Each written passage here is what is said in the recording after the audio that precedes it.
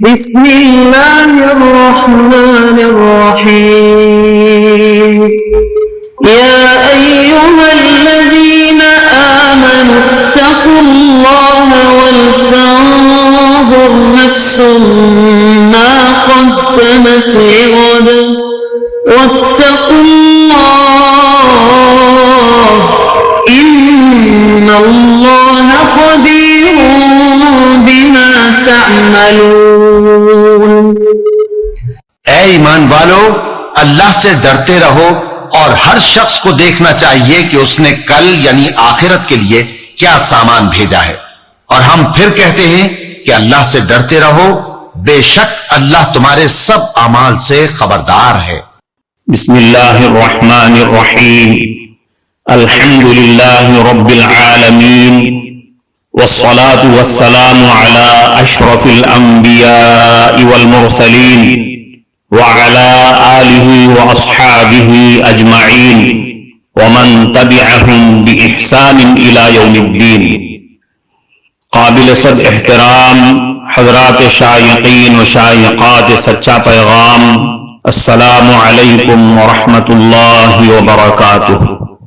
آج کی محفل میراث النبی کے نورانی پروگرام میں آپ کا استقبال ہے۔ اہلا و سہلا مرحبا۔ ہم آپ تمام حضرات و مستورات کا خیر مقدم کرتے ہیں۔ محترم حضرات و خواتین، تعلیم کا آغاز ہو رہا ہے۔ سب سے پہلے آداب تعلیم کا لحاظ کرتے ہوئے تعلیم کی طرف متوجہ ہو جائیں۔ پورے دھیان سے سننا، عمل کی نیت سے سننا اور تبلیغ کی نیت سے سننا، یعنی سنی ہوئی باتیں دوسروں تک پہنچانے کے جذبے سے سننا۔ چند خاص آداب تعلیم ہیں، امید ہے کہ آپ حضرات ان آداب کا ضرور خیال رکھیں گے۔ جزاکم اللہ۔ بسم اللہ الرحمن الرحیم۔ حضرت ام سلمہ رضی اللہ عنہا فرماتی ہیں کہ رسول اکرم صلی اللہ علیہ وسلم حضرت ابو سلمہ کے انتقال کے بعد تشریف لے آئے۔ حضرت ابو سلمہ رضی اللہ عنہ کی آنکھیں کھلی ہوئی تھیں۔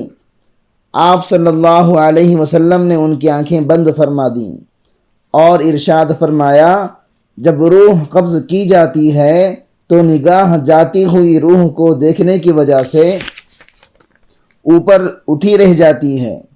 اسی وجہ سے رسول اکرم صلی اللہ علیہ وسلم نے ان کی آنکھوں کو بند فرما دیا۔ ان کے گھر کے کچھ لوگوں نے آواز سے رونا شروع کر دیا۔ ممکن ہے کہ کچھ نامناسب الفاظ بھی کہہ دیے ہوں، تو آپ صلی اللہ علیہ وسلم نے ارشاد فرمایا، تم اپنے لیے صرف خیر کی دعا مانگو، کیونکہ فرشتے تمہاری دعا پر آمین کہتے ہیں۔ پھر آپ صلی اللہ علیہ وسلم نے دعا فرمائی، اللہم اغفر لأبی سلمہ وارفع درجتہ فی المہدیین واخلفہ فی عقبہ فی الغابرین واغفر لنا وَلَهُ يَا رَبَّ الْعَالَمِينَ وَافْسَحْ لَهُ فِي قَبْرِهِ وَنَوِّرْ لَهُ فِيهِ۔ اے اللہ، ابو سلمہ کی مغفرت کر دیجئے اور ہدایت یافتہ لوگوں میں شامل فرما کر ان کا درجہ بلند فرما دیجئے، اور ان کے بعد ان کے پیچھے رہنے والوں کی نگہبانی فرمائیے۔ رب العالمین ہماری اور ان کی مغفرت فرما دیجئے، ان کی قبر کو کشادہ کر دیجئے اور ان کی قبر کو روشن فرما دیجئے۔ جب کوئی آدمی کسی دوسرے مسلمان کے لیے یہ دعا پڑھے تو ابی سلمہ کی جگہ مرنے والے کا نام لے لے اور نام سے پہلے زیر والا لام لگا لے، مثلا لزیدن کہے۔ حضرت ابو درداء رضی اللہ عنہ فرماتے ہیں کہ رسول اکرم صلی اللہ علیہ وسلم ارشاد فرماتے تھے، مسلمان کی دعا اپنے مسلمان بھائی کے لیے پیٹھ پیچھے قبول ہوتی ہے۔ دعا کرنے والے کے سر کی جانب ایک فرشتہ مقرر ہے۔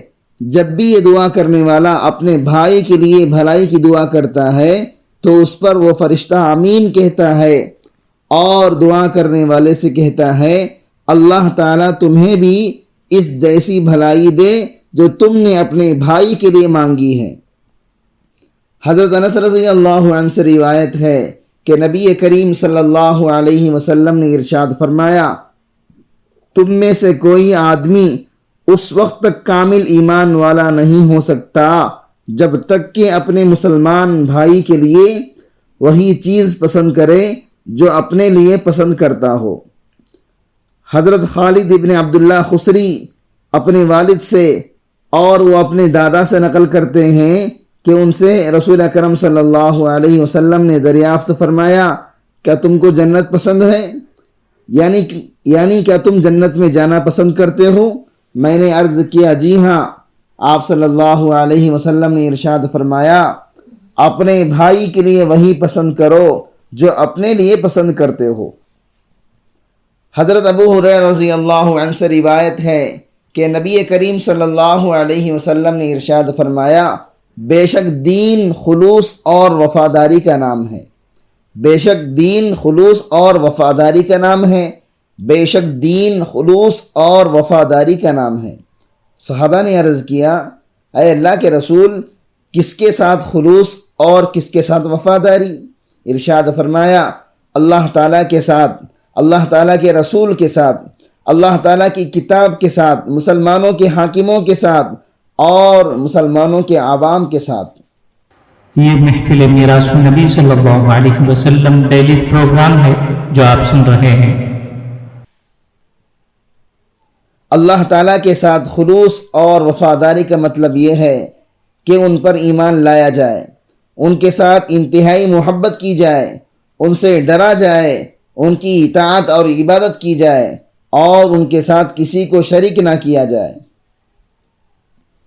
اللہ تعالیٰ کی کتاب کے ساتھ وفاداری یہ ہے کہ اس پر ایمان لایا جائے، اس کی عظمت کا حق ادا کیا جائے، اس کا علم حاصل کیا جائے اور اس کا علم پھیلایا جائے اور اس علم پر عمل کیا جائے۔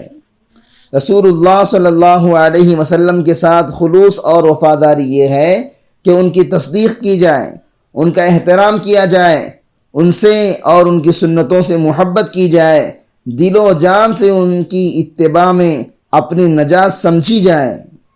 مسلمانوں کے حاکموں کے ساتھ خلوص اور وفاداری یہ ہے کہ ان کی ذمہ داریوں کی ادائیگی میں ان کی مدد کی جائے، ان کے ساتھ اچھا گمان رکھا جائے، اگر ان سے کوئی غلطی ہو جاتی ہے تو بہتر طریقے پر اس کی اصلاح کی کوشش کی جائے، ان کو اچھے مشورے دیے جائیں اور جائز کاموں میں ان کی بات مانی جائے۔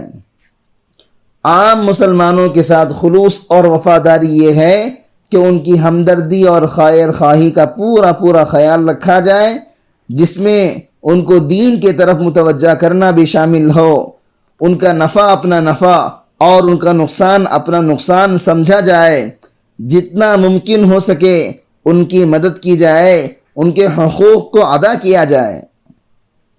حضرت ثوبان رضی اللہ عنہ روایت کرتے ہیں کہ رسول اکرم صلی اللہ علیہ وسلم نے ارشاد فرمایا، میرے حوض کی جگہ عدن سے عمان تک کی ہے، عمان تک کی مسافت کے برابر ہے، اس کے پیالے گنتی میں آسمان کے ستاروں کی طرح بے شمار ہیں، اس کا پانی برف سے زیادہ سفید اور شہد سے زیادہ میٹھا ہے۔ اس حوض پر جو لوگ سب سے پہلے آئیں گے وہ غریب تنگ دست مہاجرین ہوں گے۔ ہم نے عرض کیا، اے اللہ کے رسول، ہمیں بتلا دیجئے کہ وہ لوگ کیسے ہوں گے؟ آپ صلی اللہ علیہ وسلم نے ارشاد فرمایا، بکھرے ہوئے بالوں والے، میلے کپڑوں والے، جو ناز و نعمت میں رہنے والی عورتوں سے نکاح نہیں کر سکتے، جن کے لیے دروازے نہیں کھولے جاتے، یعنی جن کو خوش آمدید نہیں کہا جاتا، اور وہ لوگ ان تمام حقوق کو ادا کرتے ہیں جو ان کے ذمے ہیں، جبکہ ان کے حقوق ادا نہیں کیے جاتے۔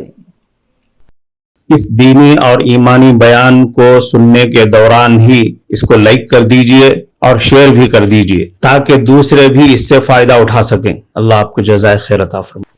عدن یمن کا مشہور مقام ہے، عمان اردن کا مشہور شہر ہے۔ نشانی کے لیے اس حدیث میں عدن اور عمان کا لفظ استعمال کیا گیا ہے۔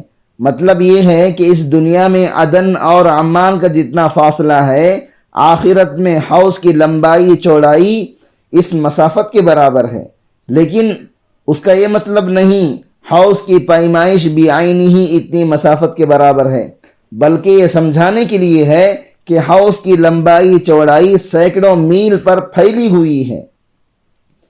حضرت حذیفہ رضی اللہ عنہ روایت کرتے ہیں کہ نبی کریم صلی اللہ علیہ وسلم نے ارشاد فرمایا، تم دوسروں کی دیکھا دیکھی کام نہ کیا کرو، یوں کہنے لگو کہ اگر لوگ ہمارے ساتھ بھلائی کریں گے تو ہم بھی ان کے ساتھ بھلائی کریں گے، اور اگر لوگ ہمارے اوپر ظلم کریں گے تو ہم بھی ان پر ظلم کریں گے، بلکہ تم اپنے آپ کو اس بات پر قائم رکھو کہ اگر لوگ بھلائی کریں تو تم بھی بھلائی کرو، اور اگر لوگ برا سلوک کریں تب بھی تم ظلم نہ کرو۔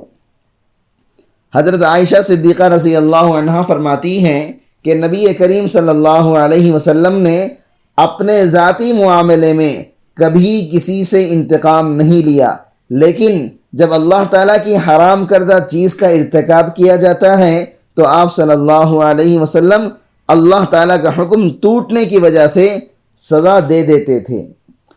حضرت عبداللہ ابن عمر رضی اللہ عنہما سے روایت ہے کہ نبی کریم صلی اللہ علیہ وسلم نے ارشاد فرمایا، جو غلام اپنے آقا کے ساتھ خیر خواہی اور وفاداری کرے اور اللہ تعالیٰ کی عبادت بھی اچھی طرح سے ادا کرے، وہ دوہرے ثواب کا مستحق ہوگا۔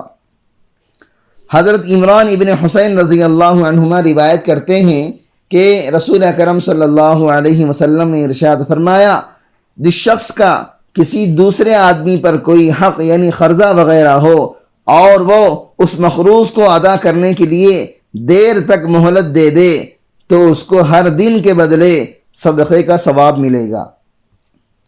حضرت ابو موسیٰ اشعری رضی اللہ عنہ روایت کرتے ہیں کہ نبی کریم صلی اللہ علیہ وسلم نے ارشاد فرمایا، 3 قسم کے لوگوں کا اکرام کرنا اللہ تعالیٰ کی تعظیم کرنے میں شامل ہے۔ ایک بوڑھا مسلمان، دوسرا وہ حافظ قرآن جو اعتدال پر رہے، تیسرا انصاف کرنے والا حاکم۔ اعتدال پر رہنے کا مطلب یہ ہے کہ قرآن مجید کی تلاوت کا اہتمام بھی کریں اور ریاکاروں کی طرح تجوید اور حروف کی ادائیگی میں تجاوز نہ کریں۔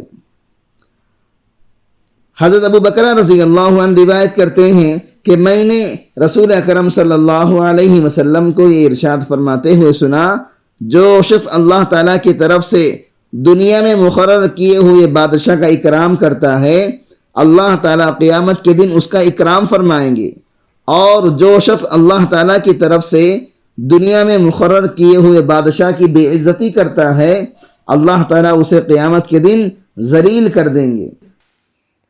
معزز شائقین و شائقات سچا پیغام،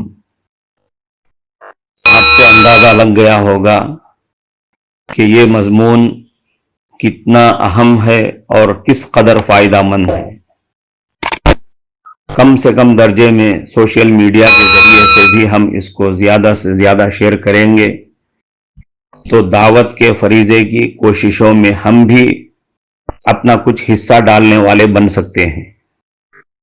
لہذا زیادہ سے زیادہ اس کو عام کریں تاکہ پوری دنیا کے ہندوؤں کی غلط فہمی دور ہو جائے اور انہیں یہ زمینی حقیقت معلوم ہو جائے، اور وہ اپنے اصل مذہبی لیڈر پیغمبر آخر الزماں حضرت محمد الرسول اللہ صلی اللہ علیہ وسلم کو ماننے پر مجبور ہو جائیں اور کلمہ پڑھ کر آپ کے ساتھ ساتھ وہ بھی جنت میں جانے والے بن جائیں۔